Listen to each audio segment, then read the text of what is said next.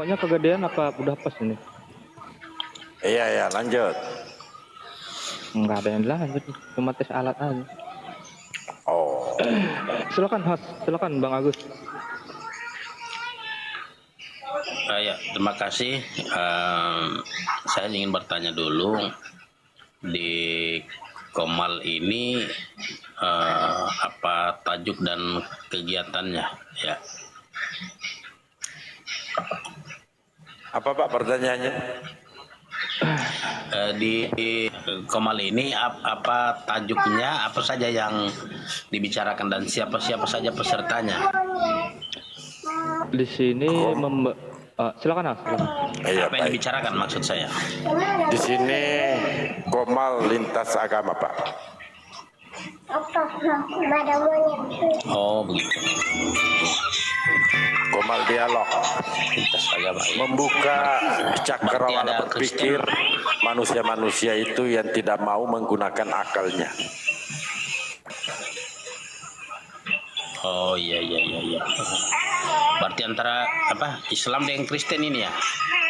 Iya. Oh iya. Jadi mungkin kalau saya ini begini, memang benar sekali kita harus menggunakan akal dan pikiran kita untuk menentukan.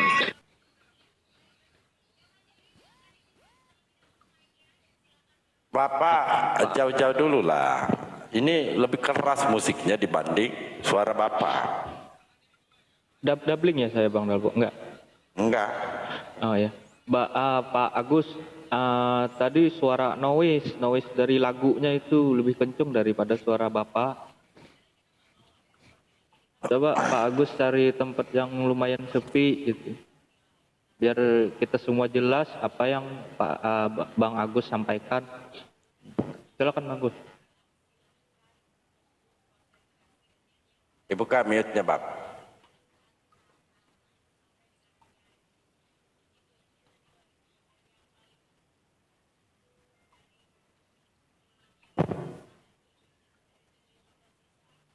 Buddha nggak pernah dipersoalkan, kenapa ya? Ya karena Buddha itu mereka pede, itu salah satunya. Kalau ditanya jujur mereka, itu juga nomor 2. Yang kedua, berapa Tuhan? 3 katanya, beda sama Coten. Dan Buddha itu nggak pernah mengambil istilah-istilah dari Islam. Betul, gitu. Berdiri sendiri. Makanya saya katakan pede mereka.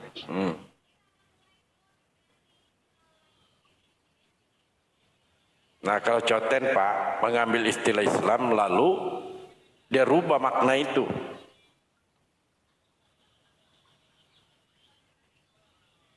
Silakan Bang Agus Salim.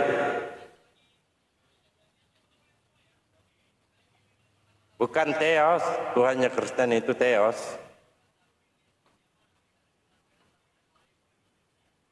Iya, Theos itu.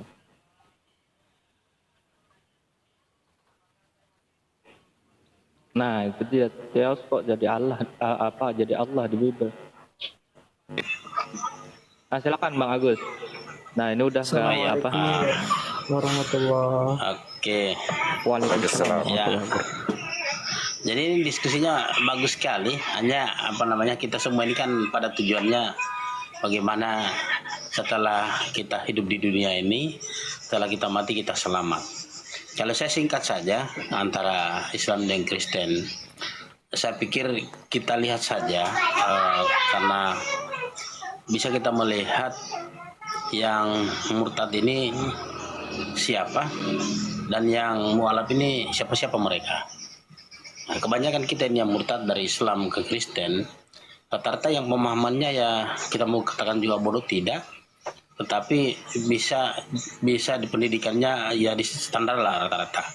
Tapi yang mualaf ini kebanyakan contohnya macam Yahya Waloni.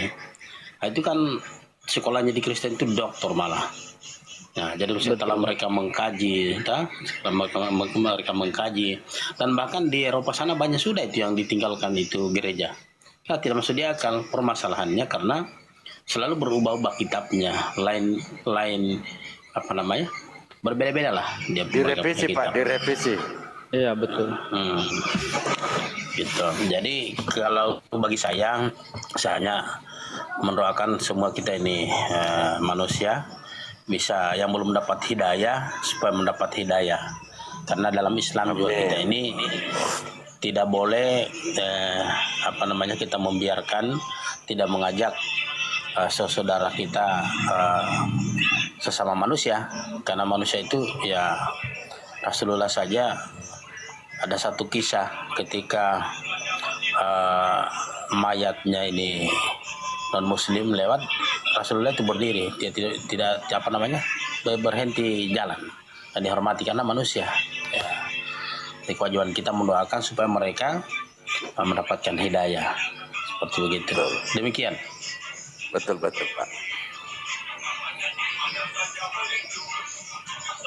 Jadi memang bahwa baginda Nabi Muhammad SAW bukan hanya diutus untuk, kita sambungkan narasinya tadi pakai tarasi, bahwa untuk mengaplikasikan itu ajaran kasih itu harus terbukti.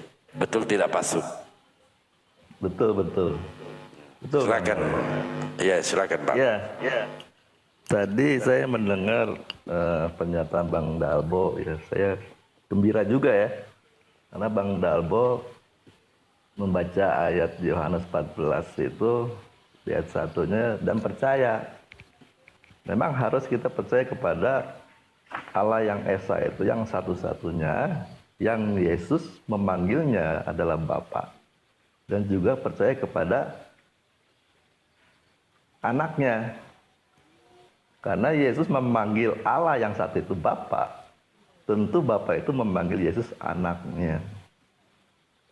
Nah, supaya kita ada bersama Bapa di sana, bersama anak di sana, anaknya, kita harus percaya dan mengasihi. Percaya itu kan percaya kepada perintahnya. Dan perintah Bapa itu mengasihi. Sebagaimana Yesus juga memerintahkan untuk saling mengasihi. Sebab kalau orang saling mengasihi, dialah anak-anak Bapa itu sendiri. Jadi kalau orang sudah memanggil dia Bapa, dia itu menjadi anak. Kalau anak itu taat pada perintah Bapa. Tapi kalau dia berani memanggil Allah yang Esa itu Bapa, tapi dia tidak berani mengasihi Bapaknya dengan menuruti segala perintahnya, dia bukan anak yang sesungguhnya. Jadi di sini ada ya, dalam 1 Petrus 1 ayat 17 demikian. Dan jika kamu menyebutnya Bapa, yaitu Dia yang tanpa memandang muka menghakimi semua orang menurut perbuatannya, maka hendaklah kamu hidup dalam ketakutan selama kamu menumpang di dunia ini. Di ayat sebelumnya itu dijelaskan bahwa sebab ada tertulis, kuduslah kamu sebab aku kudus. Jadi orang yang berani memanggil dia itu Bapaknya, dia harus hidup kudus. Tidak bercacat, tidak bercela. Nah, lalu tadi Bang Dalbo juga membacakan Yohanes 17 ayat 3. Ini bagus sekali memang ayat yang Yesus sampaikan ya di dalam doanya. Inilah hidup yang kekal itu, yaitu bahwa mereka mengenal Engkau satu-satunya Allah yang benar dan mengenal Yesus Kristus yang telah Engkau utus. Jadi percaya kepada Allah yang dipanggil Bapa itu oleh Yesus dan juga mengenal Yesus yang diutusnya itu. Tentu untuk mengenal Bapa yang satu-satunya Allah yang benar itu, kita harus mengerti arti kata mengenal. Bukan hanya kita mengenal dia, tapi dia juga mengenal kita. Kita mengenal dia baik. Tentu dia pun ingin mengenal kita, kita baik. Kalau Bapa itu mengasihi dunia ini, tentu dia mau kita juga mengasihi. Itulah arti mengenal. Jadi saling dapat menikmati. Kita bisa menikmati kasih Bapa, dan Bapa bisa menikmati perbuatan kita melalui kasih kita itu. Nah, untuk mengerti atau mendalami arti kata mengenal, di sini ada penjelasannya di Bang Dalbo, di 1 Yohanes 4 ayat 7 dan 8. Demikian bunyinya. Saudara-saudaraku yang kekasih, marilah kita saling mengasihi, sebab kasih itu berasal dari Allah. Dan setiap orang yang mengasihi lahir dari Allah dan mengenal Allah. Jadi orang yang saling mengasihi, atau dia memiliki kasih, dia itu lahir dari Allah. Nah, makanya waktu Yesus diperanakan atau dilahirkan oleh Bapaknya nih, Allah ini, dia membawa kasih itu. Karena kasih yang dikeluarkan dari Bapa itu. Nah, waktu Yesus hidup di dalam kasih Bapa, turut pada perintahnya, dia tetap taat dan tunduk. Bahkan sampai mati di atas kayu salib. Nah, ketaatannya dia ini, dia tetap menjadi anak. Nah, sedangkan anak yang mula-mula yaitu Adam, di dalam Lukas 3 ayat 38, bahwa Adam juga anak Allah. Tetapi anak yang satu ini, yang di Adam, manusia pertama, dia tidak taat perintah. Dibilang jangan makan buah pohon pengetahuan baik dan jahat. Begini ya Bang. Jika engkau memakannya, kamu Bang akan Sepi. Ya, lanjut. Saya membawa satu data. Ya. Yohanes 14 ayat pertama. Jangan gelisah hatimu, percayalah kepada Allah, percaya juga kepadaku. Nah, di sini supaya kita mendapatkan hidup yang kekal, kita ini harus percaya Yesus pertama, Tuhan atau utusan. Kan begitu. Nah, saya secara pribadi mengatakan saya akan percaya Yesus itu sebagai utusan, sebagaimana yang dijabarkan dalam doanya di Yohanes 17 nomor 3. Inilah hidup yang kekal itu, bahwa mereka mengenal Engkau satu-satunya Allah yang benar. Kan begitu. Dan mengenal Yesus Kristus yang telah Engkau utus. Nah, dengan dasar ayat ini, Rasulullah, Nabi kami juga menyampaikan hal yang sama. Di surah As-Sad ayat 65. Katakanlah Muhammad, sesungguhnya aku hanya seorang pemberi peringatan. Tidak ada Tuhan selain Allah. La ilaha illallah.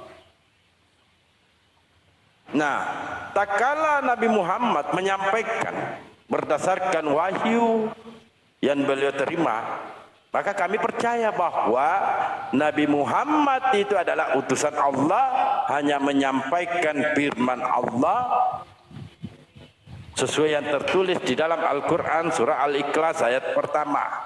Katakanlah Muhammad, dialah Allah yang Maha Esa. Sama juga yang disampaikan oleh Yesus Kristus di dalam Markus 12:29 ya.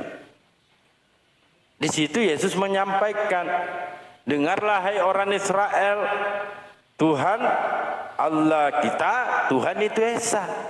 Kenapa Yesus menyebut satu golongan? Karena memang Yesus itu diutus untuk Bani Israel.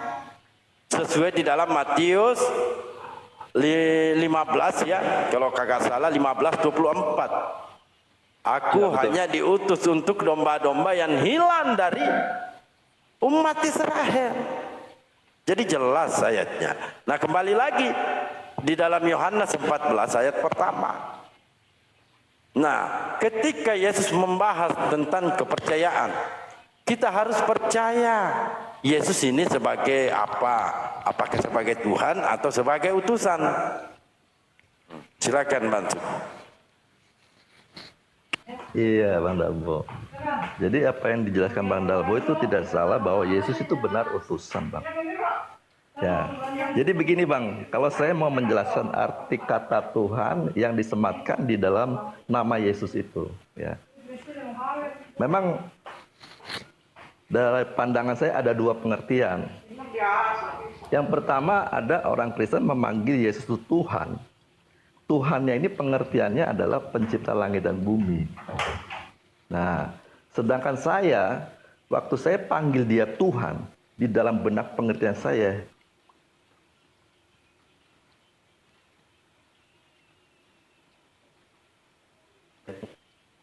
karena dia akan untuk berkuasa atas langit Itu Tuhan, saya lihat panggil bapaknya. Jadi saya panggil dia Tuhan. Nah, pengertian saya Sinyalnya Pak Putih, Bang Putih, sinyalnya. Apa sinyal saya ya? karena Bapak menyerahkan anaknya ini yang tunggal untuk kanan, majikan, tuan. Nah, dikatakan sebagai Tuhan juga bisa gitu. Tapi dengan pengertian bukan pencipta langit dan bumi. Tetapi kalau kata Tuhan yang disebut oleh orang Kristen, lalu ditanya, maksudnya Tuhan itu apa? Pencipta langit dan bumi. Lalu dia katakan, iya, itu salah. Tidak alkitabiah. Tidak ada datanya, Yesus menciptakan langit dan bumi. Tetapi Bapaknya. Nah, sedangkan kalau kita lihat di dalam Perjanjian Lama, bangsa Yahudi saja tidak pernah memanggil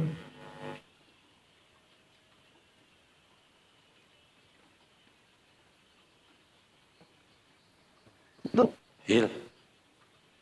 Cek.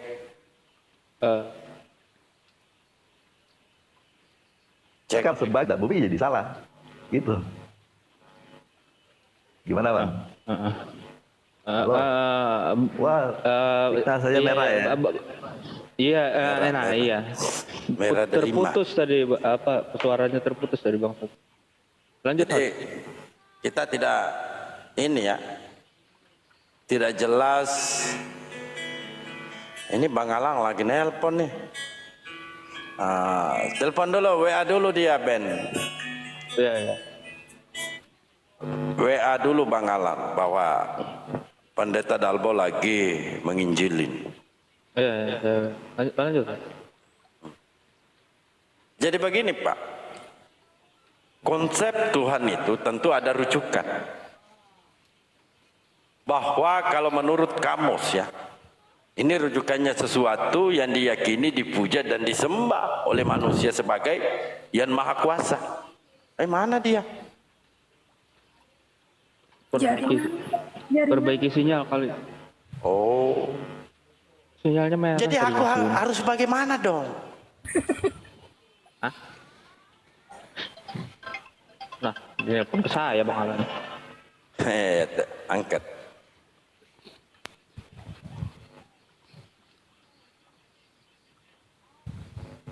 Gimana Bansu?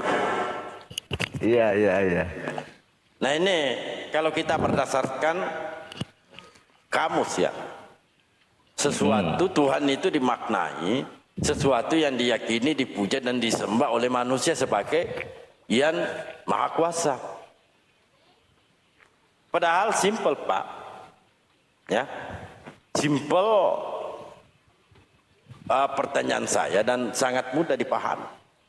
Dan ini berdasarkan ayat. Ya. Iya. Apapun kita narasikan itu tentang Yesus Tuhan, kita harus bertanggung jawab menampilkan data. Nah kalau saya Pak, ya,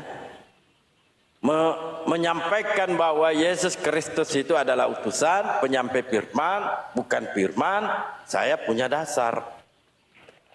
Dasarnya dari Bible itu sendiri yang disampaikan oleh Yesus Kristus. Salah satu contoh bahwa hidup yang kekal itu salah satu perintah Bapa yang disampaikan oleh Yesus. Yohanes 12:50, Yesus berkata, dan aku tahu bahwa perintahnya itu adalah hidup yang kekal. Ya.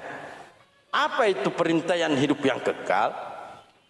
Ternyata sesuai doa Yesus, dia menyampaikan perintah yang kekal ini ternyata mentauhidkan Tuhannya.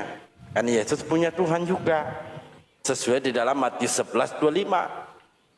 Jadi apa yang aku katakan, aku menyampaikannya sebagaimana yang difirmankan oleh Bapa kepadaku. Nah, dengan dasar ini bahwa Yesus itu menerima firman dan menyampaikan firman.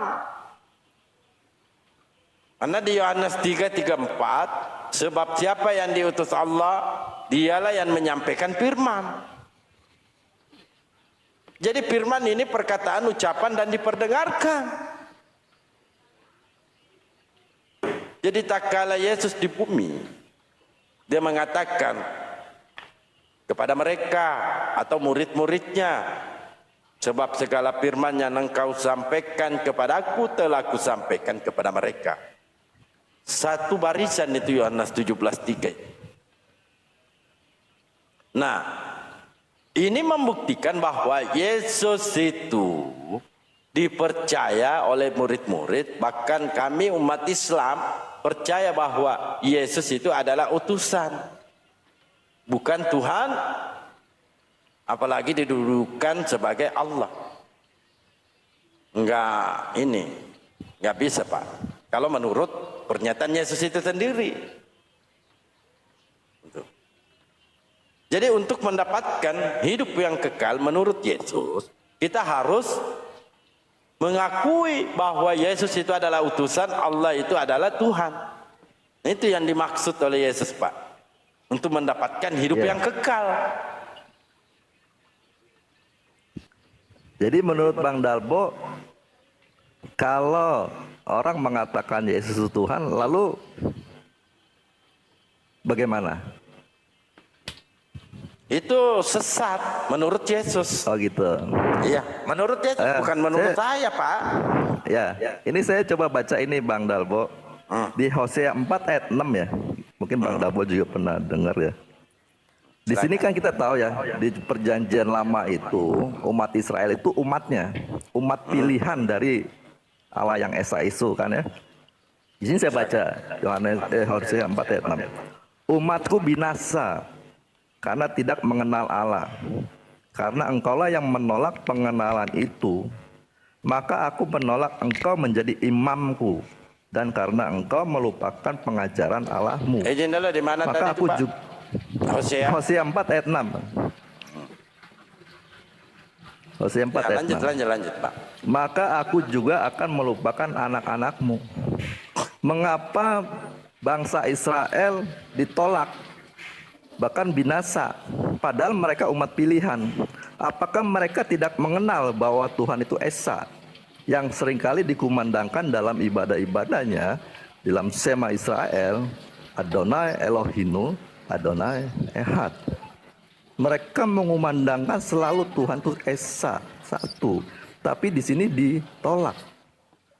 Nah, penolakannya itu ada di dalam ayat 1 dan 2. Saya coba baca begini. Dengarlah firman Tuhan, hai orang Israel, sebab Tuhan mempunyai perkara dengan penduduk negeri ini, sebab tidak ada kesetiaan dan tidak ada kasih, dan tidak ada pengenalan akan Allah di negeri ini. Hanya mengutuk, berbohong, membunuh, mencuri, berzina, melakukan kekerasan, dan penumpahan darah, menyusul penumpahan darah. Jadi yang membuat bangsa Israel itu binasa, itu perbuatannya. Pengakuan mulutnya, ucapan bibirnya, dia percaya Tuhan itu Esa. Tetapi dalam tindakan perilaku sikap hatinya dia, ini menentang keesaan itu yang memerintahkan untuk mengasihi Tuhan. Juga mengasihi sesama. Nah, jadi menurut saya yang menentukan orang itu memperoleh hidup yang kekal atau memperoleh hidup yang berkualitas menurut Yesus itu, mengenal Allah itu, orang itu dapat dinikmati karena kata mengenal itu ginosko, knowing by knowledge. Jadi Tuhan itu dapat mengenal orang itu dari menikmati buah hidupnya itu. Perilaku orang itu di pandangan Tuhan dapat dinikmati. Nah, kalau bangsa Israel kerjanya mengutuk, berbohong, membunuh, mencuri, berzina, melakukan kekerasan, penumpahan darah, ini kan tidak bisa dinikmati, maka tidak dapat dikatakan mengenal gitu Bang. Ya, lanjut Bang. Ya kan di situ sudah jelas Pak. Judul perikopnya aja sudah jelas, menentang iman dan bangsa yang tidak setia. Ini orang munafik. Ini yang dikatakan orang munafik. Bahkan disampaikan juga kepada Yesus. Yesus menyampaikan itu juga Pak. Apa kata Yesus? waspadalah terhadap nabi-nabi palsu yang datang kepadamu dengan menyamar seperti domba, tetapi sesungguhnya mereka adalah serigala yang buas. Nah, yang kita bahas di sini Pak, kan didudukan Yesus ini sebagai apa? Tetapi enggak jadi masalah ya. Kita lanjutkan. Di dalam Hosea 4 nomor 6 tadi Bapak bawa, kan jelas. Menentang iman dan bangsa yang tidak setia.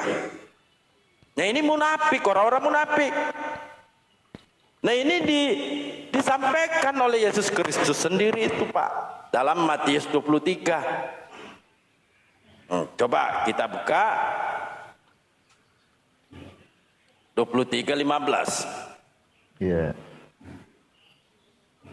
Di dalam Matius 23:15 apa ya disampaikan Yesus? Celakalah kamu hai ahli-ahli Taurat dan orang-orang Farisi, hai kamu orang-orang munafik. Siapa mereka ini?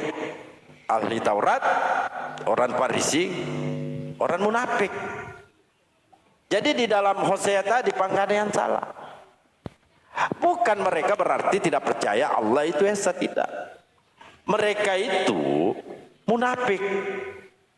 Percaya Allah esa tetapi melakukan hal-hal melanggar yang ada tertulis di dalam Taurat. Contoh di dalam Hosea 4 nomor 2. Ya, di sini mengutuk berbohong, membunuh, mencuri, berzina. Nah, kenapa ada narasi membunuh? Karena Yesus sendiri mereka mau bunuh Pak. Di dalam Yohanes 8:40. Coba kita buka Yohanes 8:40. 40. Apa kata Yesus di situ Pak? Tetapi yang kamu kerjakan ialah berusaha membunuh aku. Jadi ini jelas, bukan berarti mereka itu tidak percaya itu Allah, percaya. Cuman dia termasuk golongan-golongan munafik. Apa yang disampaikan Yesus di dalam Matius 23:15. Kalau dikatakan sesat, belum. Karena dia masih percaya kepada Allah satu-satunya Tuhan yang benar. Cuman dia melakukan hal-hal yang bertentangan yang diajarkan oleh Allah. Karena Allah menurunkan satu aturan Pak.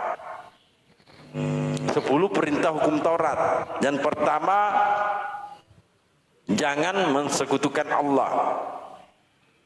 Itu mereka tidak lakukan di zaman itu. Dan kedua, jangan membuat patung.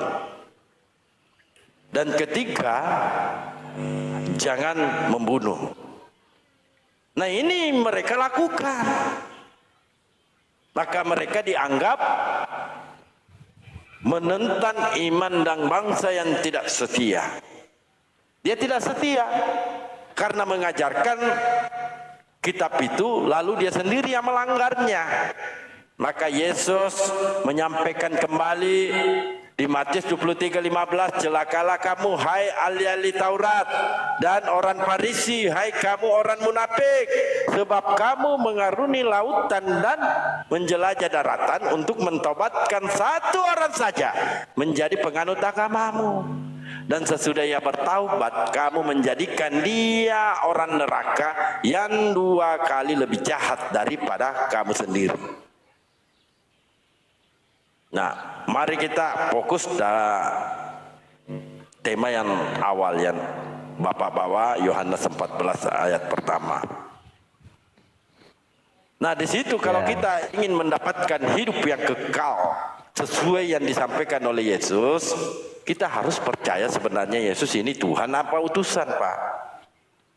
Itu dulu.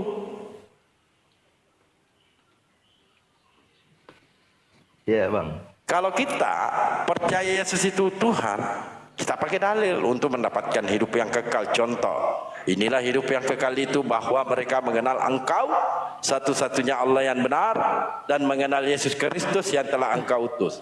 Itu salah satu contoh yang sangat mudah dipahami, Pak. Silakan. Ya. Ya.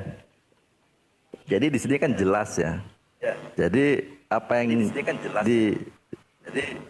katakan Yesus dalam Yohanes 17 ayat 3 itu mengenal Allah yang satu-satunya itu Bapaknya dan juga mengenal Yesus sebagai utusan. Jadi ini penekanan saya saja bahwa kata mengenal itu bukan sekedar kita mengucapkan dengan bibir bahwa Allah itu Esa satu-satunya dan Yesus itu utusan.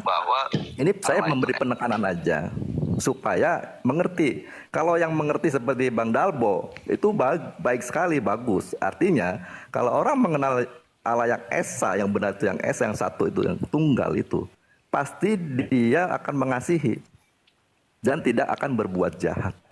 Nah kalau berbuat jahat maka dia akan binasa. Penekanan saya ke sini.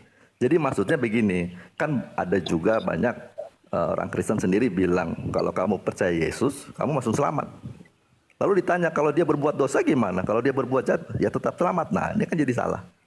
Padahal tujuannya kalau kamu percaya Yesus, di mana Yesus itu mengasihi Bapaknya dan dia mengasihi orang yang manusia, di mana sekarang orang mau percaya Yesus. Tentu arti percaya ini yang sesungguhnya bahwa harus ikut seperti yang diperintahkannya, yaitu melakukan hal yang baik-baik dan yang berkenan. Jika dia melanggar, itu artinya tidak percaya. Ya dikatakan tadi Bang Dapo munafik. Nah tadi ahli-ahli Taurat dan orang Farisi itu orang-orang munafik. Karena dia hanya melakukan ketaatan beribadah keagamaannya.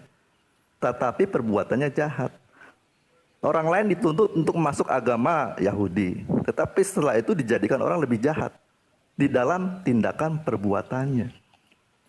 Ya salah satunya kan Paulus ya, dulunya Saulus. Kan demikian perbuatannya gitu. Melihat pengikut Yesus yang dia perbuatannya baik, mengasihi, tidak berbuat jahat. Tetapi malah yang merasa memiliki agama Yahudi itu dibenarkan, mengakui Tuhan itu Esa, lalu dia kejar-kejar. Dia seret dari rumah-rumah ibadat, disesat, dimasukkan penjara, bahkan dibunuh. Ini kan kejahatan. Nah ini yang seperti ini yang munafik gitu maksudnya. Dan orang seperti ini Hosea mengatakan bahwa Allah akan membinasakan mereka. Jadi intinya menurut saya orang dinilai dari tindakan atau perbuatannya itu. Jangan berbuat jahat. Kan gitu. Jadi kalau Bang Dalbo tadi baca di Matius 7 ya. Kalau saya seperti ini Bang memahaminya nih. 7 ayat 21 itu kan. Bukan setiap orang yang berseru kepadaku. Di sini kan teks aslinya Tuhan ya. Akan masuk ke dalam kerajaan sorga. Melainkan dia melakukan kehendak Bapakku. Nah, pada hari terakhir banyak orang berseru kepadaku, Tuhan, Tuhan, bukankah kami bernubuat demi namamu, mengusir setan demi namamu, mengadakan mujizat demi nama. Pada waktu itulah aku akan berseru terang kepada mereka dan berkata, aku tidak pernah mengenal kamu. Menyalah daripada aku karena kamu sekalian pembuat kejahatan. Jadi bertolak belakang. Yesus mengajarkan kasih, mengajarkan sesuatu yang berbelas kasihan kepada sesama, berbuat baik. Mereka berbuat jahat, merugikan orang lain. Ini tidak dikenal. Karena tidak dikenal ya dinyahkan gitu. Sekalipun dia mengatakan Tuhan itu Esa, saya percaya Yesus utusan. Dia panggil dia tuannya. Tetapi karena perbuatannya ini bertolakan dengan apa yang diajarkan untuk saling mengasihi, ya tidak dikenal. Ditolak oleh Yesus, Bang. Jadi bukan sekedar memanggil dia tuannya. Sama seperti kalau saya memanggil abang sebagai tuan saya. Tentu saya harus setia kepada Bang Dalbo. Apa yang Bang Dalbo inginkan. Nah kalau saya tidak mengikuti perintah dari Bang Dalbo, ya ditolaklah. Buat apa kamu memanggil aku Tuhan kalau kamu tidak taat perintahku, kan begitu Bang. Ya sama. Baik. Gitu Bang. Ya, siap. Ya, Anda membawa tadi dalam Matius 7:21. Bukan setiap orang yang berseru kepada aku Tuhan, Tuannya akan masuk dalam kerajaan surga, melainkan dia yang melakukan kehendak Bapakku. Apa kehendak Bapa? kehendak Bapa ketika Yesus ditanya oleh salah satu seorang pemuda kaya. Ya, di dalam Matius 19:16. Ada seorang datang kepada Yesus dan berkata, "Guru, perbuatan baik apakah yang harus kuperbuat untuk memperoleh hidup yang kekal?" Apa jawaban Yesus? "Apakah sebabnya engkau bertanya kepadaku tentang apa yang baik? Hanya satu yang baik. Tetapi jikalau engkau ingin masuk ke dalam hidup, turutilah segala perintah Allah." Ini Allah, Yesus ini menerima perintah Pak. Perintah Allah. Lalu apa lagi katanya? Kata orang itu kepadanya, "Perintahnya yang mana?" Kata Yesus, "Jangan membunuh." Ini kehendak Bapa, perintah Bapa, jangan membunuh. Lalu bagaimana mungkin teman-teman Kristen meyakini dasar keimanan Yesus itu mati di tiang kayu salib, lalu dituduh itu kehendak Bapa? Padahal Yesus Bapa sendiri yang mengatakan. Siang semua. Ya, selamat siang, sabar Pak Laban. Nah, lalu bagaimana mungkin Pak kita mengatakan itu salah satu kehendak Bapa, sedangkan Yesus menegakkan kehendak Bapa? Di dalam Matius tadi kan jelas, ya, akan masuk dalam kerajaan surga itu orang yang melakukan kehendak Bapa. Maka ini di dalam Matius 19:16 dan seterusnya, di situ turutilah segala perintah Allah, kata Yesus. Lalu pemuda itu bertanya lagi, kata orang itu kepadanya, "Perintah yang mana?" Ini bertanya ini. Jawabnya Yesus, "Jangan membunuh." Ini kehendak Bapa, Pak. Jangan membunuh. Nah kan dasar keimanan Bapa nih. Yesus mati di tiang kayu salib itu kehendak Bapa. Padahal Bapa sendiri yang menyampaikan jangan membunuh. Lalu disampaikan kembali oleh Yesus kepada orang pemuda itu tadi. Iya. Makanya di dalam Yohanes 8:40 apa kata Yesus? "Tetapi yang kamu kerjakan ialah berusaha untuk membunuhku." Yesus ini Pak nggak mau. Tuhannya pun mengutus Yesus itu nggak mau. Yesus mati disalibkan, nggak mau.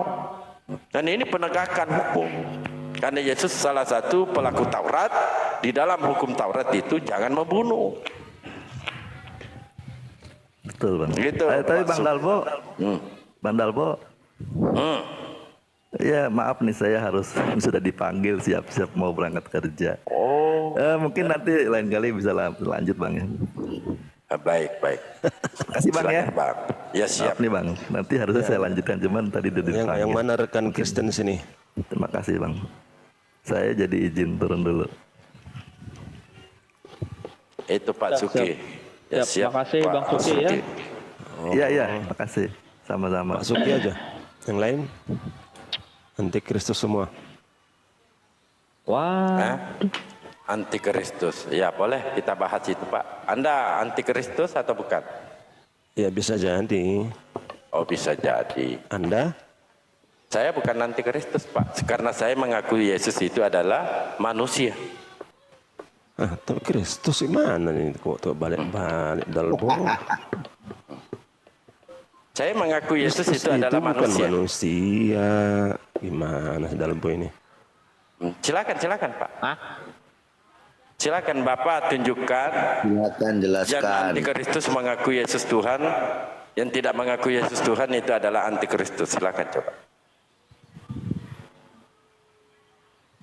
Hari ini telah lahir bagimu juru selamat, yaitu Kristus Tuhan di kota Daud. Gimana itu? Baik. Sebelum saya kasih itu Pak, saya sanggah ini. Yang betul-betul ini antikristus Pak.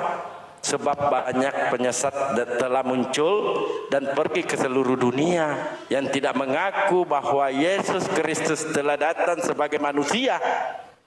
itu adalah si penyesat dan antikristus. Dan kami umat Islam mengaku Yesus datang itu sebagai manusia, bukan Tuhan. Yesus Siapa antikristusnya? Kristus. Siapa Yesus antikristusnya, Pak? jangan disunat. Ya Yesus Kristus. Siapa antikristusnya, Pak? Katakan Yesus Kristus datang sebagai manusia. Yuk. Sebagai Jangan manusia. Sunat. Yesus Kristus. Siapa Yuk, yang sunat? ulang. Sunat. Di mana Coba ulangi dalilnya kalimatnya.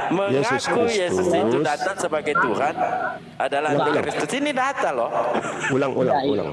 Oke, saya kasih tanggapan sedikit boleh ya? Sebab banyak penyesat telah muncul dan pergi ke seluruh dunia yang tidak mengaku bahwa Yesus Kristus telah datang sebagai manusia. Itulah si penyesat dan antikristus. Ini adalah Anda. Nah, jadi sekarang Anda mengakui Yesus Kristus datang sebagai manusia. Manusia, memang manusia, Pak. Ulang dulu. Saya Dalbo mengakui Yesus Kristus datang sebagai manusia. Yuk. Iya, saya Dalbo mengakui Yesus Kristus sebagai manusia. Anda coba, saya Laban mengaku Yesus itu datang sebagai Tuhan. Coba. Kita Kalau bahas boleh Kristus saya ini bukan Tuhan. Tunggu dulu, Pak Paulu. Mas Ya, Dalbo. coba. Ya, tunggu dulu, Bang. Satu-satu. Oh, coba Anda akui coba. Jadi bagaimana Ayo Dalbo coba Anda akui. memahami Coba akui aja, Pak. Akui Yesus coba. Kristus. Saya Laban mengakui Yesus Kristus datang sebagai Tuhan. Coba. Enggak ada ayatnya itu. Enggak. Oh. Berarti siapa ayatnya antikristusnya, Pak? Enggak ada ayat di situ. Nggak ada Iya, Kristus iya juga kalau di tidak situ. ada, jadi Ngapain? siapa yang antikristus? Enggak, saya mau Siapa yang Dalbo ini? antikristusnya, Pak? si Dalbo ini yang anti Kristus. Coba akui, coba. Saya mengaku, Laban mengaku Yesus Kristus datang sebagai Tuhan. Saya sudah akui. Saya Dalbo itu betul. mengakui Yesus Kristus itu telah datang sebagai manusia. Nah, ya itu. Nah, jadi apa maksudnya? Gimana Dalbo mengaku memahami itu? Yesus Kristus. Saya memahami ini, Yesus itu manusia. Apa Kristus? Apa arti Kristus? Anda coba Anda. Arti Kristus jangan ngomong Nggak perlu, aja. Pak. Apa itu Kristus? Apa itu Kristus? Coba Ya, Anda. kau yang Anda, mengaku Yesus Kristus Anda datang kan sebagai Tuhannya manusia. Yesus nih. Saya Masa mau Anda tahu. malu Anda mengakui? cuman ngomong aja. Cuman bacot kan. Coba kita kembali ke Lukas. Mas. Apa itu coba Yesus Kristus datang sebagai manusia? Apa itu? Teman-teman Berarti- yang lain bisa di mute ya. Oke. Jangan Saya boleh jangan ngomong semua gitu. saya boleh kasih tanggapan sedikit Pak Dalbo. Anda Kristen atau antikristus juga? Ayah baik, silakan. Saya Kristen. Antikristus. Ya fokus pada Oke. Kristus ya, bro. Oke. Jangan yang lain. Kita fokus ke antikristus ya. Iya. Silakan.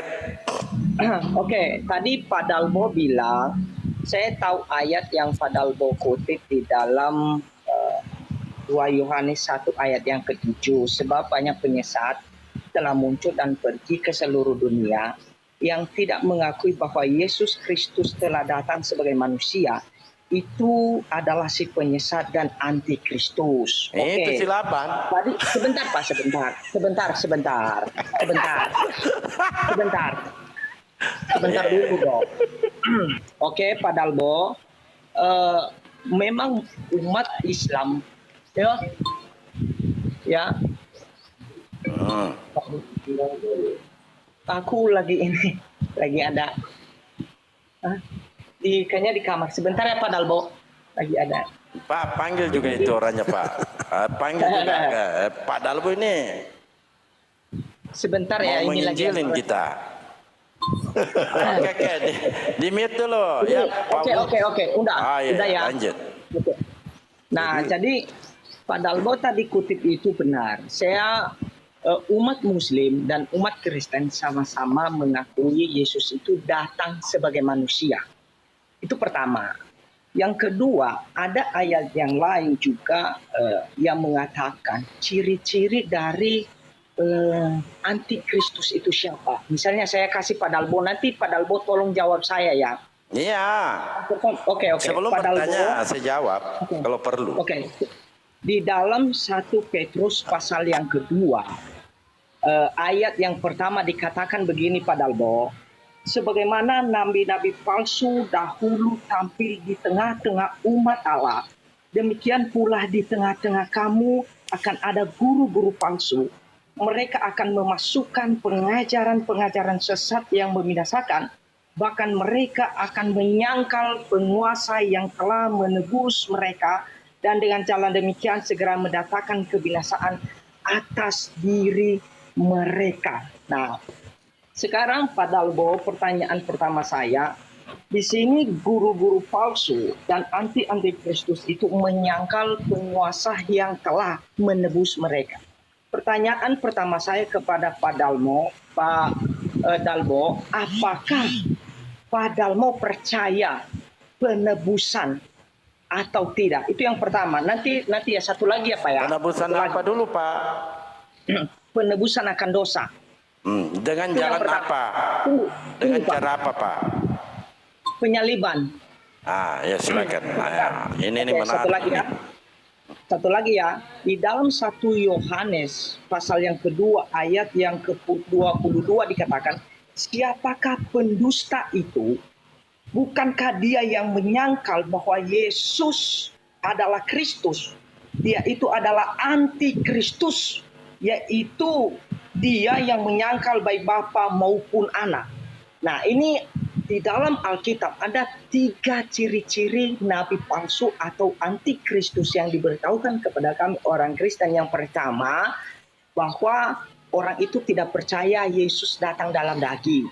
Yang kedua, mereka menyangkal penguasa yang telah menebus mereka. Yang ketiga, mereka menyangkal Bapa maupun Anak.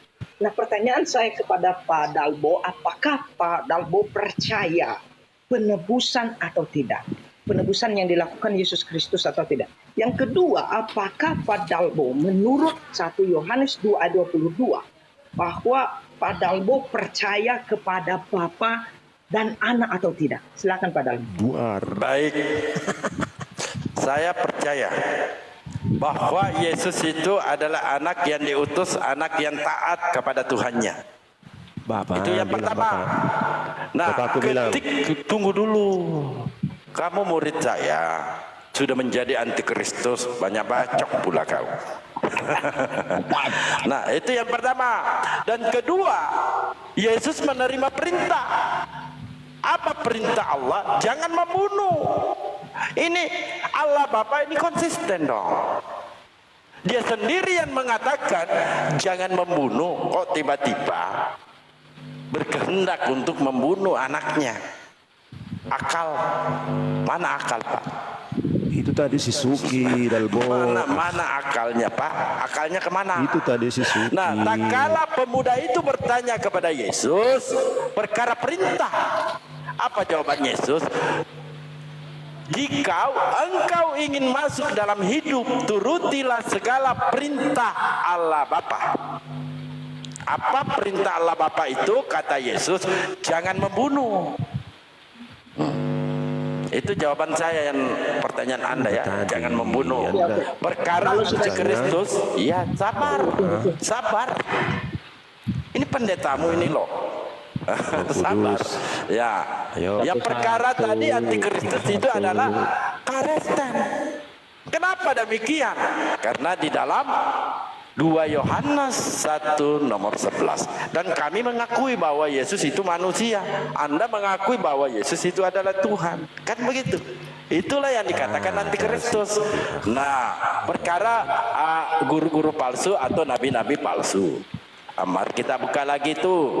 Nah, di sini Yesus memberikan warning, Pak.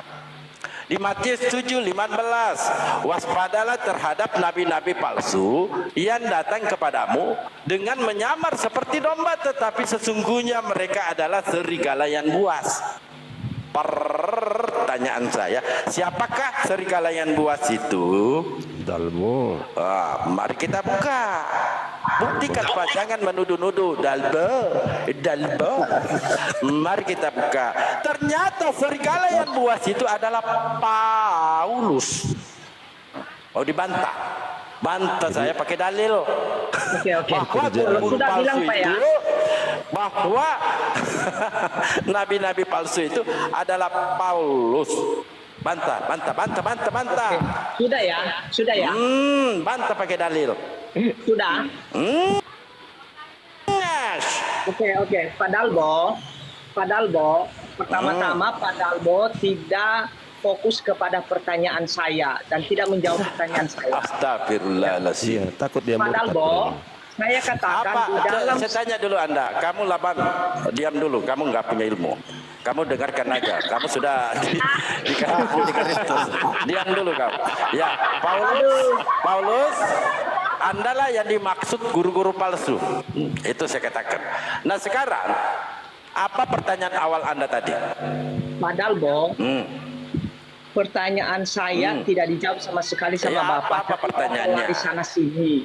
Dalam 1 Yohanes pasal yang kedua ayat yang ke-22 Pak Dalbo dikatakan, siapakah pendusta itu?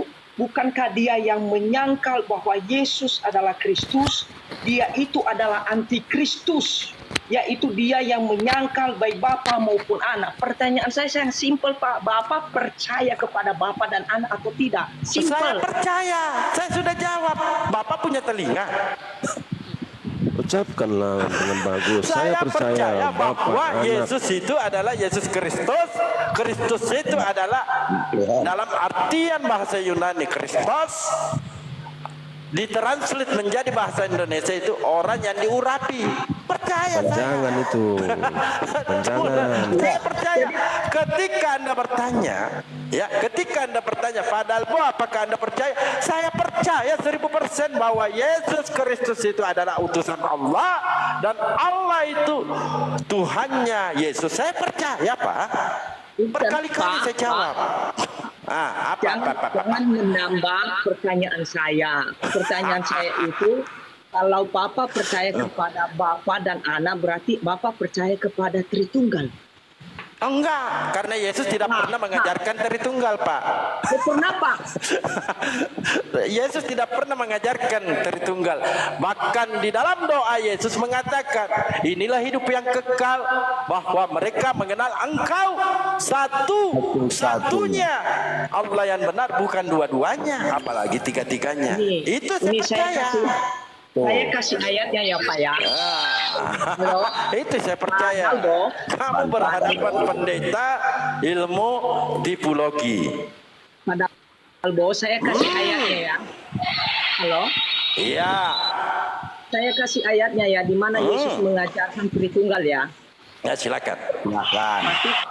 Matius 28. Matius 28 ayat yang ke-9 Yesus berkata, karena itu pergilah, jadikan semua bangsa muridku dan baptislah dalam mereka Bapa, Anak dan Roh Kudus. Ada 3 Pak. Nah tadi Bapak menyatakan bahwa Bapak sendiri, Pak Dalbo sendiri percaya kepada Bapa dan Anak. Sebenarnya ketika Bapak mengatakan Bapak percaya kepada Bapa dan Anak, Anda sedang mempercayai ketertinggalan Allah di dalam Alkitab. Tidak ada, saya nggak pernah percaya itu, Pak. Tunggu, sebentar Pak. Saya nggak pernah percaya. Kan tadi Bapak percaya kepada Bapa dan Anak. Saya percaya kepada Yesus dan Bapa.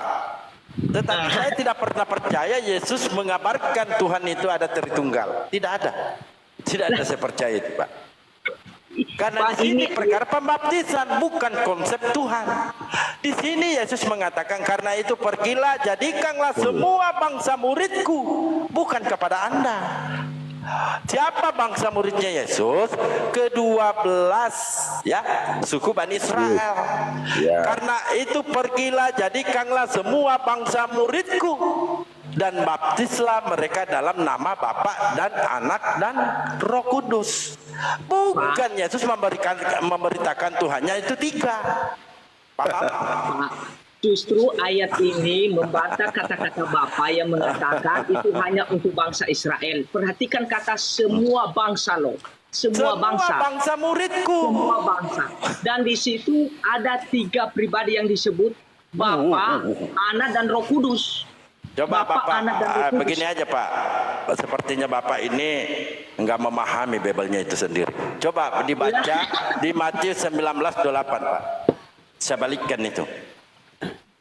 siapa yang dimaksud bangsa muridku di situ? Coba Bapak. Ini ayat ini sudah Iya. Siapa yang dimaksud? Kita pada satu-satu ayat nih. Di sini Yesus berkata, karena itu pergilah jadikanlah semua bangsa muridku dan baptislah mereka. Ini semua bangsa muridku karena memang Yesus itu adalah guru. Tapi bukan Tuhan. Nah, coba Anda baca di Matius 19:28. Siapa yang dimaksud Yesus itu adalah bangsa muridnya.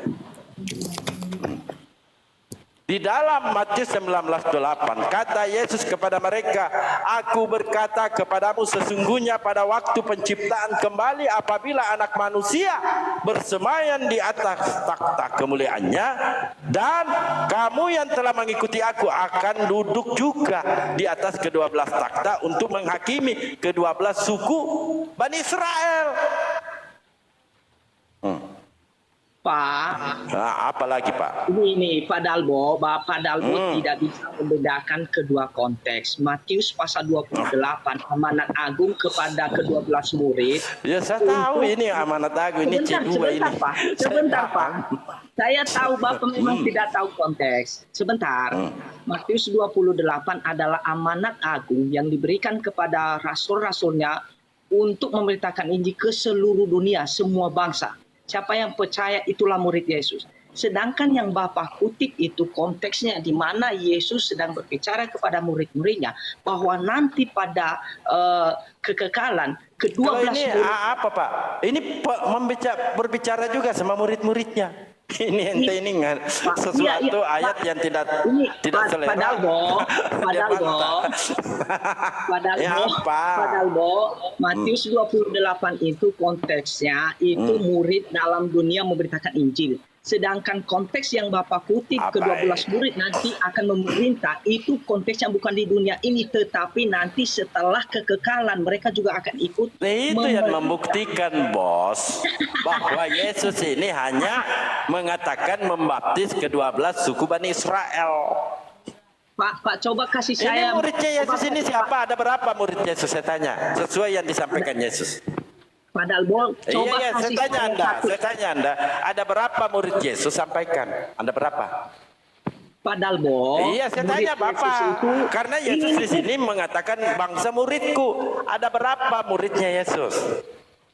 Padahal saya tanya Bapak. Yesus mempunyai murid ada berapa? Sesuai yang disampaikan oleh Yesus. Saya jawab. Iya jawab. Pak Dalbo sebentar. Kan Pak Dalbo bilang berapa murid Yesus. Di dalam Alkitab ada dua kelompok besar murid Yesus. Yang pertama. Jangan dulu naikkan itu, jangan turunkan dulu ini perempuan laknat ini. Taunya teror ini, cari teror kau. Halo. Iya.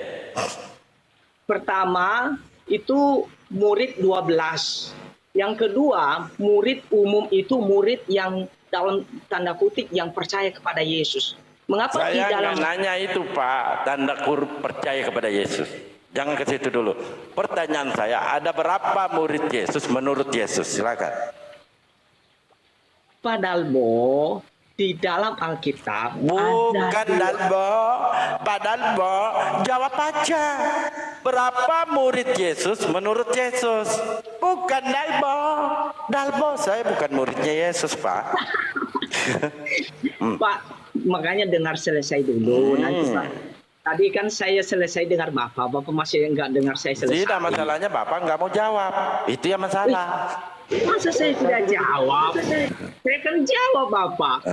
Apa jawabanmu? Berapa murid Yesus menurut Yesus? Pak, 12 murid Yesus yang dipilih. Apakah salah saya? Apakah salah saya ketika Yesus menghakimi ke-12 suku Bani Israel?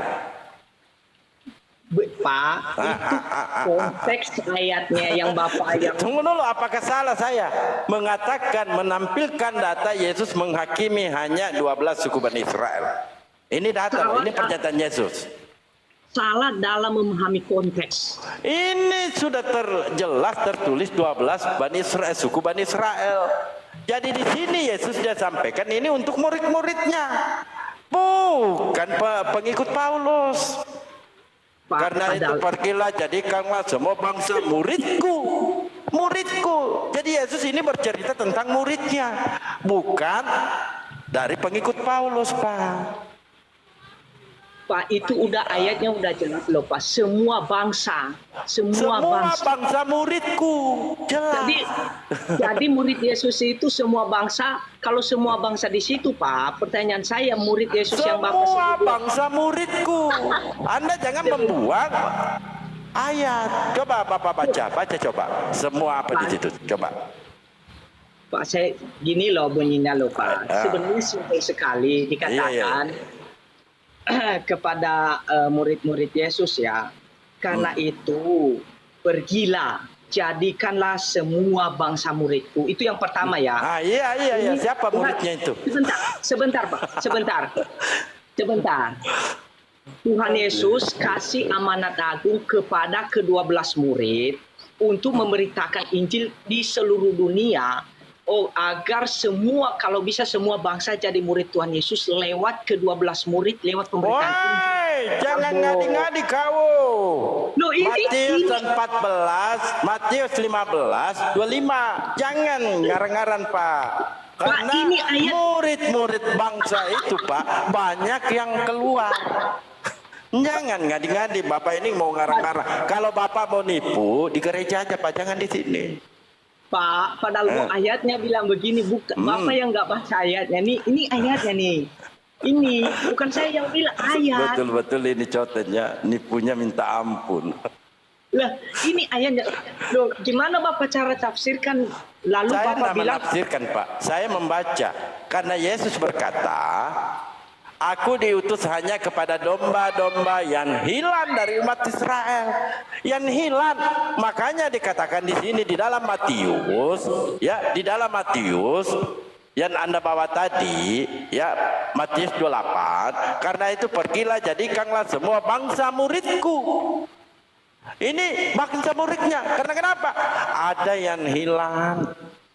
Ada. Paham? Makanya Yesus menyampaikan kepada perempuan Kanaan, aku diutus hanya domba-domba yang hilang dari umat Israel. Itu Pak, jangan dikarang-karangkan bahwa murid-muridnya Yesus ini diperintahkan untuk memberitakan. Jangan. Ini perintah. Bahkan di dalam Matius, di dalam apa ya? Coba saya buka. dibuka. Di dalam Matius 5 ayat 10 ayat 5, di situ ada larangan untuk melintas kepada bangsa yang lain. Itu Yesus menyampaikan, Pak. Oke lagi. Ini Pak Dalbos sama sekali tidak. Pak Dalbos sama sekali tidak mengerti setiap konteks. Tidak sama sekali tidak mengerti. Sebentar Pak. Tadi Bapak bicara saya dengar. Iya saya dengar Pak. Nah, Pak Dalbo, pertama kesalahan Pak Dalbo tidak mengerti konteks. Kedua, mencampur adukan setiap konteks di dalam Alkitab. Ya, saya akan jawab Bapak. Di dalam Matius 10 ayat yang kelima yang Bapak kutip bahwa Yesus mengutus murid-muridnya hanya kepada domba-domba yang hilang dari Israel, itu benar. Ya, itu pertama benar. Itu awal mula pertama sekali ya murid-murid diutus kepada bangsa Israel. Harapan Yesus agar Israel bisa percaya bahwa Yesus itu Mesias yang datang. Tetapi pada faktanya Pak Dalbo, mayoritas Israel menolak Yesus Mesias. Sehingga Pak Dalbo di dalam Matius pasal 28 karena penolakan Israel akhirnya Yesus bukan lagi hanya fokus kepada bangsa Israel untuk menjadikan Israel sebagai bangsa murid Tuhan, tetapi semua bangsa.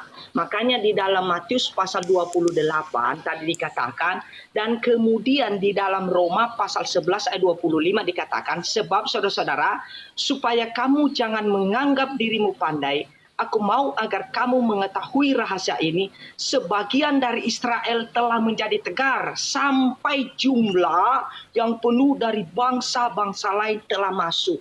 Yesus Kristus baik di dalam Roma maupun di dalam Injil Matius menyinggung bangsa-bangsa lain, bukan hanya bangsa Israel. Kemudian Yesus dalilnya itu di mana, Pak? Dalilnya di mana? Ini tadi yang saya baca itu apa, Pak? Itu Yesus menyinggung bangsa-bangsa lain di mana, Pak? Ini, Pak, ini Roma pasal 11 ayat 25. Sebab Astagfirullah. Coba Pak, begini aja Pak. Pak, sebelum panjang kali lebar Anda bernarasi, dibaca di Matius 10 ayat 5. Pak, saya tahu ayat itu, Pak. Itu yang saya jelaskan. Apa bunyinya, Pak? Apa bunyinya? Matius 10 ayat 5 bahwa Yesus hanya mengutus kepada bangsa Israel, Pak. Saya sudah coba jangan dikarang-karang, Pak. Coba dibaca.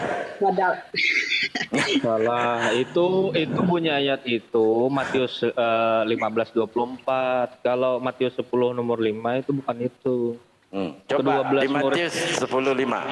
Kedua belas murid itu diutus oleh Yesus dan ia berpesan kepada mereka, janganlah kamu menyimpang ke jalan bangsa lain atau masuk ke dalam kota orang Samaria. Itu betul, yang Bapak bacakan. Yang Bapak bacakan tadi Matius 15 nomor 24. Dan lanjut lagi, Ben. Di situ disampaikan oleh Yesus, pesan Yesus kepada muridnya. Melainkan pergilah kepada domba-domba yang hilang dari umat Israel.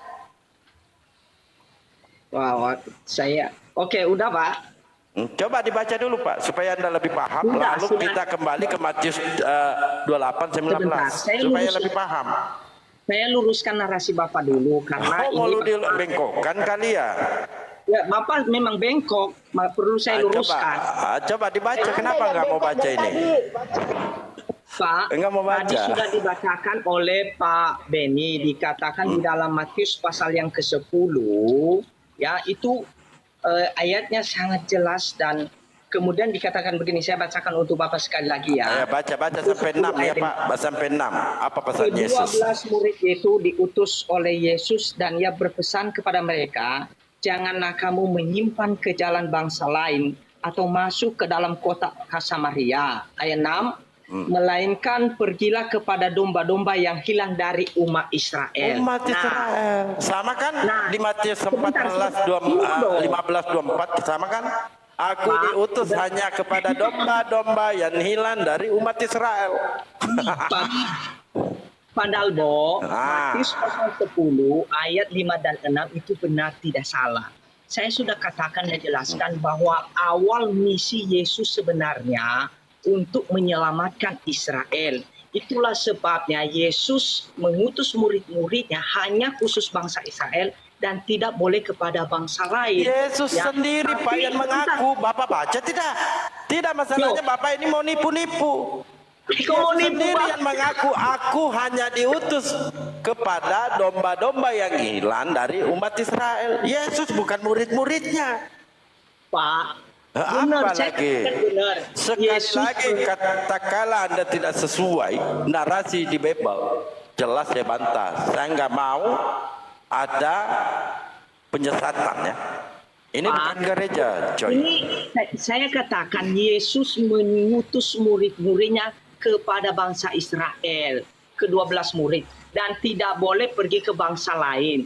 Mengapa? Karena awal misi Yesus itu untuk menyelamatkan bangsa Israel, Pak Dalbo. Tetapi pada faktanya, Pak Dalbo, mayoritas Israel menolak Yesus itu Mesias. Setelah bukan penolakan, hanya Yesus yang ditolak, Pak. Bukan hanya Yesus, kalau Israel bukan hanya Yesus. Pak Dalbo, iya. Tapi puncak dari penolakan bangsa Israel itu adalah Yesus. Itu loh. Memang banyak yang lain, tapi puncaknya Yesus. Nah, setelah penolakan sebentar. Kita maju aja Pak, maju aja langsung aja. Baik. Nah, Israel menolak. Ya, oke, sudah. Oke. Setelah menolak. Israel menolaknya. Baik, saya ikuti Anda. Israel menolaknya sebagai Mesias. Iya, nggak perlu Pak, nggak perlu ngarang-ngarang di sini, nggak perlu. Ya, kalau nggak mendengarkan penjelasan sampai selesai gimana? Gimana bisa Gini aja Pak, kan Israel ini menolak nih Yesus sebagai Mesias. Ini sebagai Mesias loh. Menolak Yesus sebagai Mesias karena Yesus tidak mampu menyelamatkan umat Israel. Itu Anda perlu pahami. Dia sendiri menjadi buruan dari sang penguasa Israel pada saat itu. Siapa? Romawi. Itu Anda perlu pahami. Maka tertolak karena tidak ada, belum mampu membuktikan. Itu Anda perlu pahami ya. Dan kedua, nah, mendasari Anda mentuhankan Yesus itu dasarnya apa? Untuk mendapatkan hidup yang kekal. Bapak mau tahu dasarnya? Silakan. Oke, saya kasih dasarnya ya.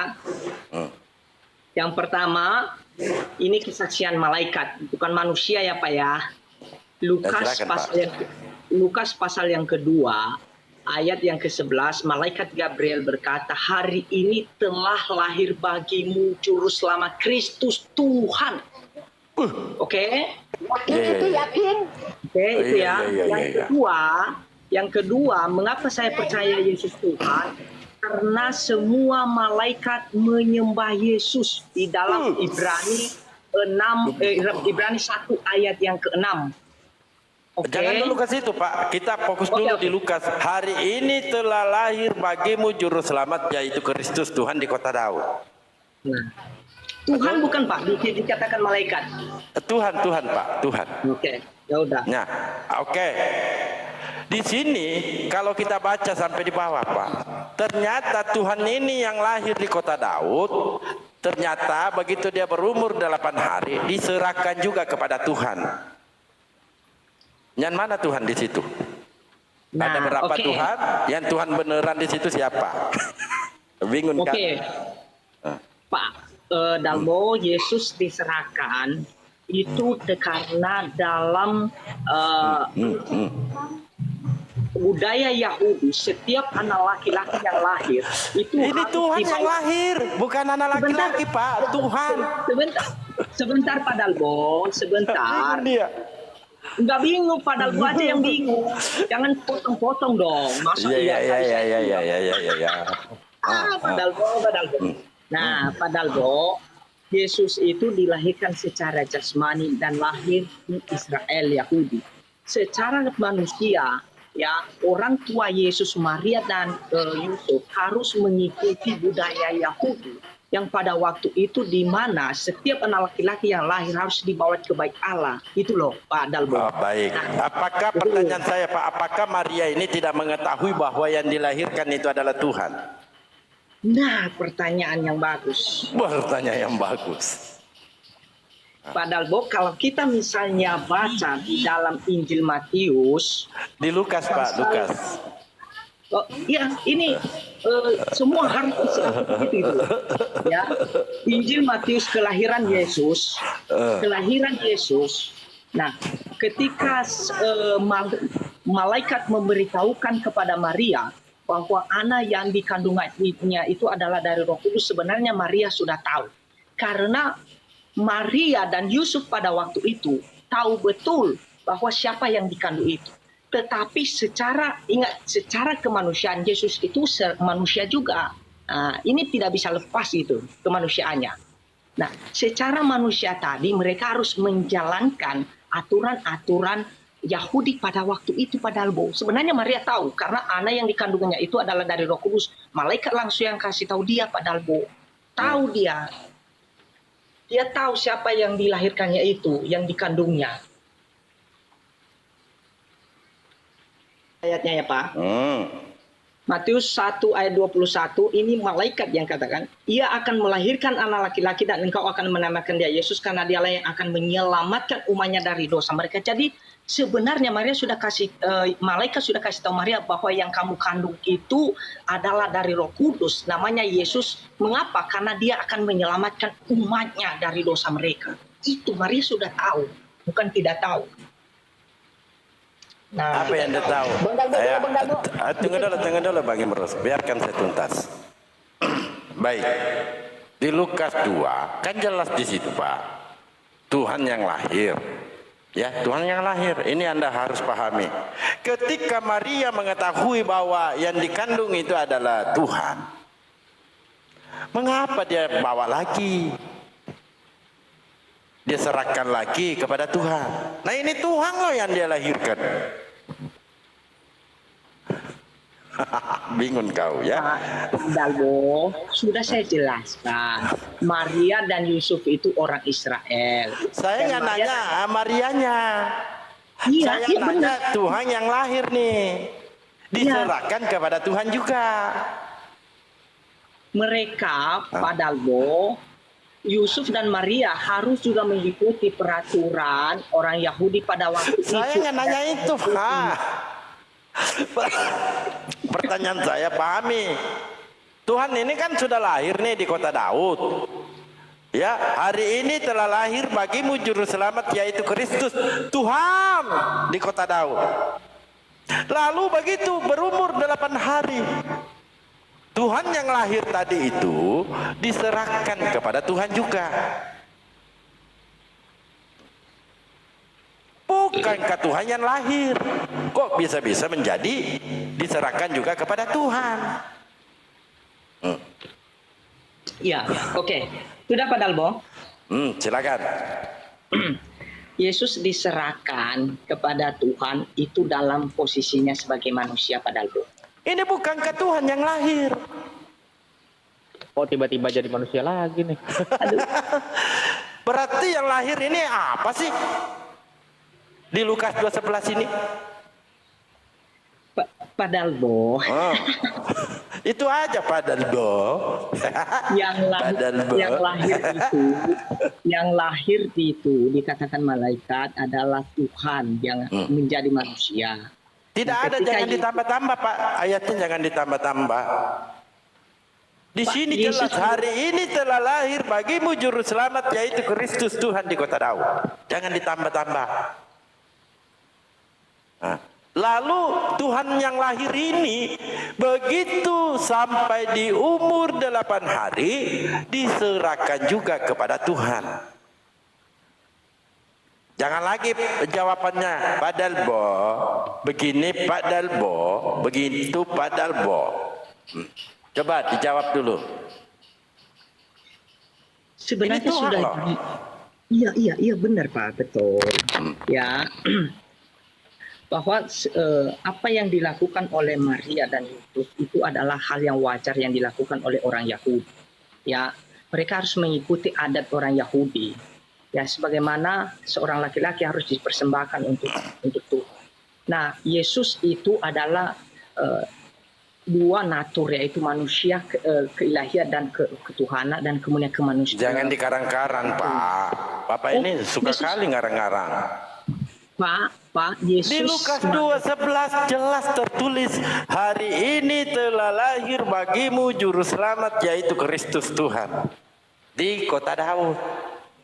Tuhan ini begitu umur 8 hari diserahkan juga kepada Tuhan. Jangan ketawa Pak, nanti nangis. Kata Yesus, orang yang ketawa itu nangis. Pak, sudah sebenarnya gini Pak Dalbo. Oh ada sebenarnya yang ini coba. Ayat ini 11 dia mau itu, jujur sudah. Apa ayat Pak? 11 ini Pak Dalbo, malaikat kasih tahu yang lahir itu juru selamat atau Kristus yang Tuhan di kota Daud. Tetapi ingat, Maria melahirkan Yesus itu secara jasmani Pak Dalbo, secara jasmani kemanusiaan. Saya nggak nanya Maria, saya pertanyakan Tuhan ini yang lahir. Pak Dalbo, ini yang diserahkan Katanya Maria mengetahui bahwa yang dilahirkannya itu adalah Tuhan. Kalau memang Maria mengetahui, Yusuf mengetahui bahwa yang dilahirkan itu adalah Tuhan, mengapa mereka membawa Tuhan kecil ini menyerahkan kepada Tuhan yang besar? Karena itu adalah budaya orang Yahudi Pak Dalbo. Harus orang Yahudi mengikuti aturan Yahudi pada waktu itu. Oh, berarti Tuhan ini mengikuti aturannya. aturan manusia, budaya manusia bukan begitu. Yesus, Padalbo bukan Yesusnya, tapi Maria dan Yusufnya Padalbo. Maria dan Ini Yusuf Tuhan yang loh, ini Tuhan apaan ini? Mau ikut-ikutan aja. Masa Tuhan ikut-ikutan ke manusia? Gimana sih? Padalbo, Yesus itu masih bayi. Nah, dia masih bayi. Nah, Maria dan bapaknya yang membawa dia ke bayi Allah, bukan Yesus yang pergi sendiri. Gimana? Ini gimana? Ini Tuhan loh yang lahir. Gimana sih ini? Katanya Tuhan yang lahir. Mengikuti adat istiadat manusia, aturan manusia. Kan Anda mengatakan itu ya, adat istiadat. Oke, tak ikutin. Masa Tuhan mengikuti adat istiadat manusia? Gimana sih? Padalbo yang ikuti, yang bawa bayi Yesus itu Maria dan Saya Yusuf. tahu kan Anda mengatakan Maria mengetahui bahwa yang dia lahirkan itu adalah Tuhan. Ini Maria ini lupa ya kalau yang dia lahirkan itu adalah Tuhan. Kalau memang Maria mengatakan itu yang dia lahirkan adalah Tuhan, lalu mengapa dia membawa Tuhan yang dia lahirkan itu kepada Tuhan yang lain lagi?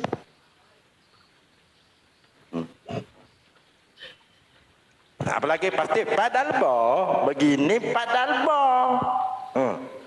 Maria, saya katakan Maria tahu siapa yang dilahirkan dan malaikat memberi kesaksian yang lahir itu siapa. Tetapi Padalbo, Maria itu dan Yusuf adalah orang Yahudi yang pada waktu itu juga harus mengikuti adatnya orang Yahudi. Yang membawa Yesus ke bait Allah untuk mengikuti peraturan itu adalah orang tuanya, bukan Yesus.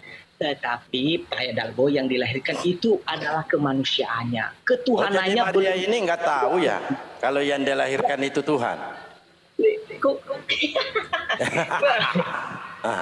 Bingung sendiri ya, nggak tahu ya. Tadi tahu. Tadi Maria mengetahui bahwa yang dilahirkan Tuhan. Sekarang nggak tahu lagi, dia pahami yang dia lahirkan itu adalah manusia. Kok tiba-tiba berubah? Pak, di mana narasi saya katakan Maria tidak tahu? Dari tadi saya bilang tahu, itu di mana? Kok Papa malah nambah-nambah? Anda tadi yang mengatakan. Gimana ini orang ini? Saya tidak katakan Maria tidak tahu ya. Pak, jangan panjang sekali narasinya. Pak, saya tidak katakan Maria tidak tahu ya. Tidak ada. Apa? Saya tidak menyatakan bahwa Maria tidak tahu sama sekali dari awal sampai akhir. Dia tidak. Bapak yang ya, dengarkan. Saya mau minta kesaksian para netizen atau yang ada di Komal ini. Dia mengatakan tadi Maria mengetahui bahwa yang dilahirkan itu adalah Tuhan. Betul tidak, Ben? Teharu, Vera, Imros. Anda mengatakan Maria mengetahui yang dia lahirkan itu adalah Tuhan. Betul. Itu pernyataan Anda. Makanya Pak, kalau ditanya A, jawab A. Jangan jawab A, B, C, D. Bingung sendiri kan? Di Lukas 11 Anda bawa tadi. Hari ini telah lahir bagimu juru selamat, yaitu Kristus Tuhan di kota Daud. Sebenarnya Pak banyak bantahan kalau ini Pak. Yang dikatakan juru selamat banyak. Cuman saya nggak ke situ. Saya mengkanter ayat ini berdasarkan ayat itu juga. Sesuai barisannya di Lukas 2 ayat 22. Nah, ini Tuhan yang lahir di kota Daud.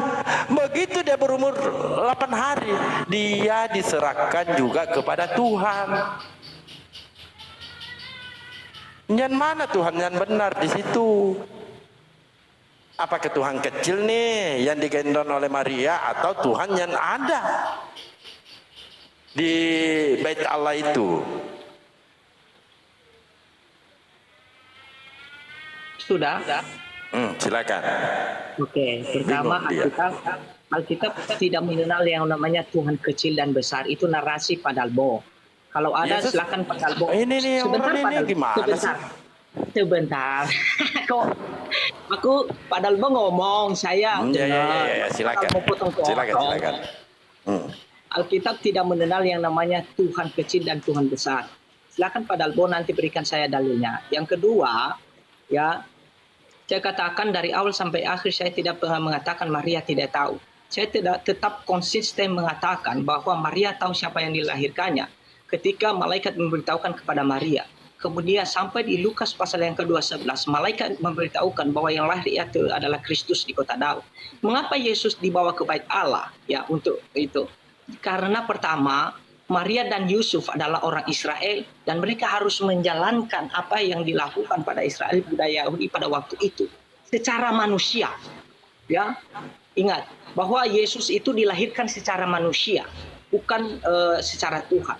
Nah, yang dipersembahkan di dalam bait Allah itu oleh Maria dan Yusuf adalah kemanusiaan Yesus Kristus pada Albo. Kepada siapa? Kepada Bapa. Karena pada masa itu, ya, pada waktu itu Bapa ada di sorga. Nah, itulah sebabnya secara kemanusiaan Yesus diserahkan dan Maria dan Yusuf mengikuti adat mereka sebagai orang Yahudi pada waktu itu. Oke, silakan Pak Dalbo. Baik, saya nggak akan kemana-mana Pak. Nah ini jelas tertulis, hari ini telah lahir bagimu juru selamat yaitu Kristus Tuhan di kota Daud. Anda meminta dalilnya. Yesus waktu lahir langsung berjenggot Pak? Waktu lahir?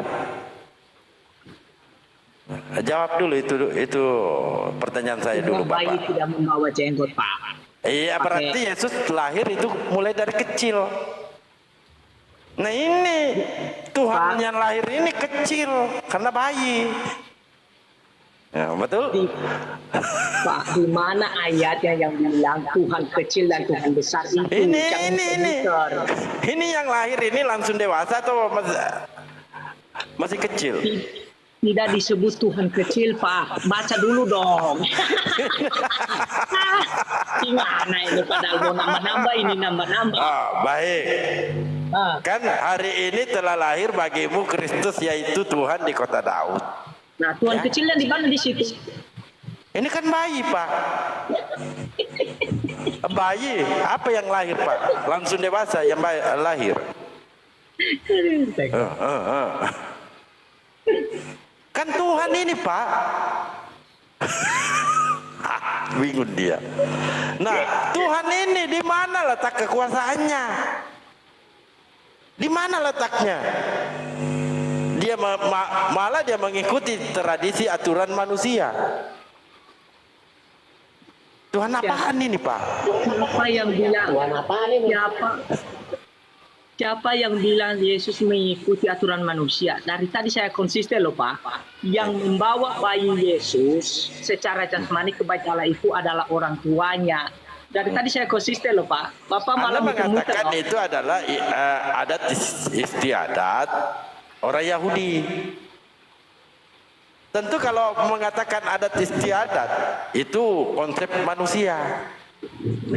Paham? Nah kalau memang Tuhan lahir ini Tuhan yang lahir ini kok Tuhan nggak komplain? Kenapa kau serahkan saya kepada Tuhan? Nah saya ini Tuhan loh.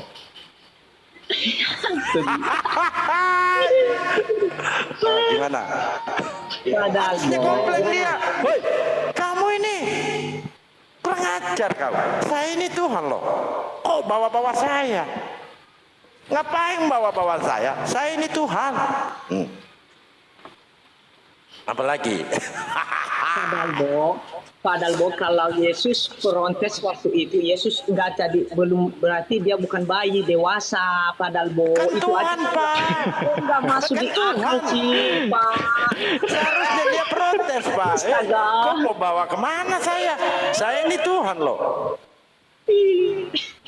Astaga, Pak Dalbo. Ya kan benar.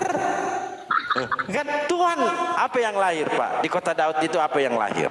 Saya tanya Bapak. Ayatnya sudah Bapak baca masih? Iya, apa yang lahir? Di Lukas 2:11. Nah, saya baca sekali lagi ya. Iya, baca. Ini banyak narasi Bapak tadi bilang ada Allah kecil di situ, ada Allah besar nggak ada. Kemudian Bapak nambah lagi bilangnya apa? Oh kenapa Yesus tidak protes? Ya kalau Yesus protes berarti dia bukan bayi, masih bayi, itu udah dewasa berarti Pak. Dia bukan Tuhan Pak, karena dia nurut. Ayatnya jelas Pak. Iya, kalau begitu ada berapa Tuhan di situ? Bingung kan? Ada banyak. Ada banyak. Ada berapa Tuhan di situ, Pak? Tuhan lahir yang di kota Daud, yang digendong oleh Maria, lalu diserahkan kepada Tuhan lagi. Ada berapa Tuhan di situ? Diserahkan kepada Tuhan itu kepada Bapa. Ya kan Bapa Tuhan. Yang lahir ini Tuhan juga. Ya Tuhan dalam posisinya sebagai manusia padahal.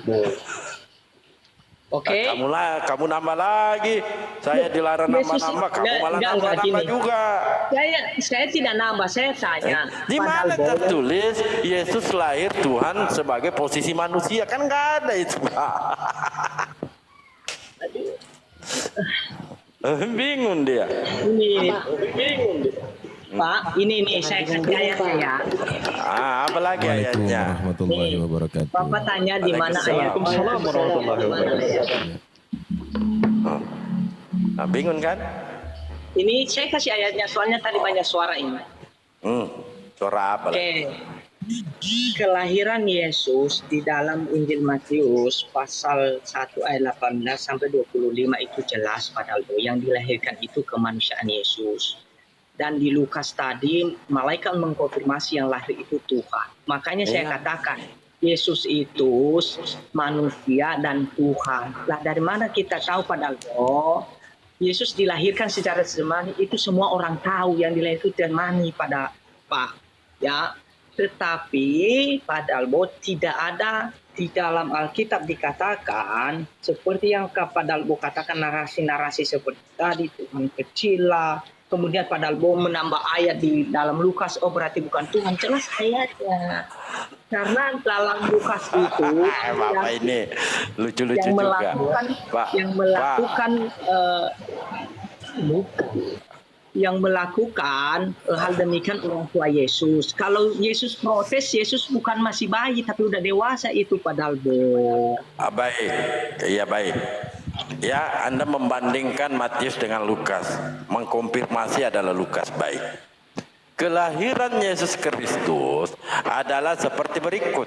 Pada waktu Maria, ibunya bertunangan dengan Yusuf, ternyata ia mengandung dari Roh Kudus. Betul? Iya. Baik, betul?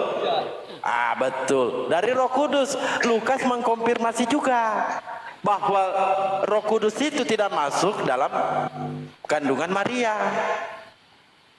Dia konfirmasi juga di dalam Lukas 1:35. Jawab malaikat kepadanya, Roh Kudus akan turun di atasnya. Bagaimana itu, Pak? Dikonfirmasi lagi oleh Lukas. Lukas ini loh yang mengkonfirmasi. Ternyata bukan Roh Kudus yang masuk dalam kandungan Maria. Dikonfirmasi oleh Lukas bahwa jawab malaikat itu kepadanya, Roh Kudus akan turun atasmu. Berarti Roh Kudus hanya di atasnya, sebagaimana Yesus dibaptis di Sungai Yordan. Ini Lukas ini kadang-kala konfirmasinya ini enak loh. Sudah, Pak. Sudah. Ya. Oke, Bapak jangan baca hanya sampai Roh Kudus. Kemudian gimana nih Bapak ini dia baca sepotong-sepotong. Dengar dulu, tadi saya dengar Bapak masa iya. Lanjut. Silakan Pak, lanjut. Saya yakin Kristen juga nggak baca seluruhnya kok. Saya yakin itu. Ya. Ini dia pendeta satu ini, Pak. Pak Matius pasal yang Bapak baca di pasal 1:18. Kemudian Bapak harus baca Roh Kudus sebelum mereka hidup sebagai suami istri. Kemudian di ayat yang ke-20 dikatakan, tetapi ketika ia mempertimbangkan maksud itu, malaikat Tuhan nampak kepadanya dalam mimpi. Sampai ayat yang ke-21, ia akan melahirkan. Ya, itu sudah jelas satu perikop, Pak. Tidak perlu lagi cuma satu ayat ya. Ia akan melahirkan anak laki-laki dan engkau akan menamakan dia Yesus.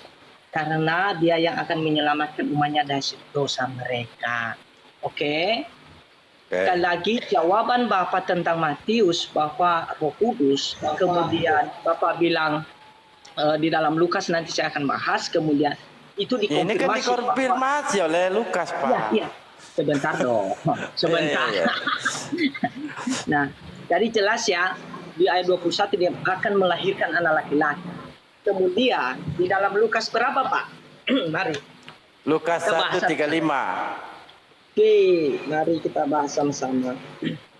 Lukas 1 ayat yang ke-35. Nih.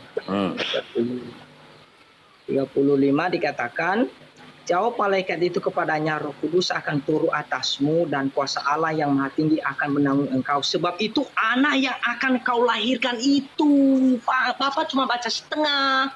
Berarti Itu bukan Roh Kudus yang masuk dalam kandungan Maria, Itu loh. dikonfirmasi oleh Lukas. Pak, Bapak ini gimana ini? Gimana? Nah, kan dikonfirmasi. Di sini kan di dalam Matius 1:18, di situ bertunangan dengan Yusuf ternyata ia mengandung dari Roh Kudus. Maka Lukas mengkonfirmasi di dalam Lukas 1:35. Jelas? Bingung dia. Padahal Matius maupun Lukas sama-sama mengatakan, baik ayat yang ke-35 tadi, jawab malaikat itu kepadanya, Roh Kudus akan turun atasmu dan kuasa Allah yang Maha Tinggi akan menolong engkau. Sebab itu anak yang akan kau lahirkan, Pak. Ya, itu akan disebut anak Allah. Roh Kudus Jadi ini di jelas mana, bahwa Pak? ada kelahiran Maria atas Roh Kudus itu terjadi. Baik Lukas maupun Matius sama-sama menegaskan itu, padahal cuma baca setengah, hanya mengambil. Iya, ini saya benarkan kalau ini, Pak. Saya benarkan kalau di Lukas, saya benarkan. Karena kenapa? Ketika Yesus dibaptis, Roh Kudus turun lagi, Pak. Ini membuktikan Roh Kudus ini hanya penyampai. Inilah Memberikan Matius. berita kepada Yesus, memberikan berita kepada Maria. Kalau memang Yesus itu adalah Roh Kudus itu sendiri, bagaimana mungkin ketika Yesus dibaptis, Roh Kudus turun lagi? Bingung kan? Pak, saya tidak bingung, Bapak yang bingung. Karena Iya, ada berapa Roh Kudus kalau gitu? Matius pasal 3 yang Bapak kutip ketika Yesus dibaptis, itu dalam rupa seperti burung merpati, Pak. Beda konteksnya. Siapa itu, Pak? Dalam rupa berupa burung merpati, siapa itu? Astagfirullah. Siapa itu? Enggak mau jawab ya? Siapa itu, Pak? Berupa merpati itu siapa? Bingung dia. Roh Kudus. Yesus itu apakah sudah jadi Roh Kudus? Tidak. Karena Roh Kudus itu, Pak, sebenarnya memberikan kabar kepada Maria, kepada Yesus. Bukan Roh Kudus masuk dalam kandungan Maria. Nah, dikonfirmasi oleh Pak Lukas, ayat Lukas 1:35. Bingung kan? Marilah kita bingung sama-sama. Selamat siang, Ban Pelipus. Saya sih tidak bingung, padahal Bo yang bingung. Iya, Gak mau, saya nggak ditegur nih. Ayo, Pak Toko. Selamat siang, Pak Toko. Sebentar. Iya, saya jelasin dulu dong. Gantian, coba. Enggak. Coba Nanti, Pak Bang sabar, Paulus sabar, tadi sabar. kan bilang nggak bingung. Itu tadi ditanya. Siapa burung merpati itu? Nah, bingung kan? Bukan nggak bingung. Silakan yang lain.